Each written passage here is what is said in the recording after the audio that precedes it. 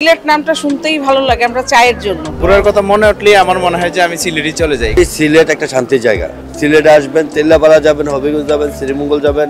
সিলেট খুব ভালো লাগছে। আমরা আসছি জিয়ারতের উদ্দেশ্যে। এর আগে কখনো সিলেট আসা হয়নি। জনতার মাইন নাই। সিলেটের লোকজন ম্যাক্সিমাম লন্ডন বলা হয় বাংলাদেশের। বাংলাদেশের সবচেয়ে বিখ্যাত যিনি পীর আছেন হযরত শাহজালাল ইয়ামানী রহমতুল্লাহ আলাইহি, উনি হচ্ছেন পুরো বাংলাদেশের জন্য বিখ্যাত, এবং পুরো শুধু বাংলাদেশ না, বিশ্বের অনেক মানুষই ওনাকে চিনি। তাহলে এটা হচ্ছে একটা পবিত্র স্থান হিসেবে আমরা জানি। আমরা যতটুকু সফর করব সবটা হচ্ছে কিন্তু পুরোটাই মাজার। আলহামদুলিল্লাহ, মাজার জিয়ারত করে খুবই ভালো লাগছে। এখানে আসলে আসলে মনটা শীতল হয়ে যায়। জাফলং খুব অসাধারণ একটা জায়গা, দেখার মতো জায়গা। আমি মনে করি সিলেটই ঘোরার জন্য বেস্ট, কারণ আমি বিভিন্ন জায়গায় ঘুরেছি। তো সিলেট আমার ঘোরার কথা মনে উঠলে আমার মনে হয় যে আমি সিলেটই চলে যাই। আমার কাছে অনেক ভালো লাগে সিলেটের ওয়েদার, সিলেটের মানুষ, আর সিলেটের মানুষের ব্যবহার আচরণ তো প্রশংসনীয়। সিলেট নামটা শুনতেই ভালো লাগে আমরা চায়ের জন্য।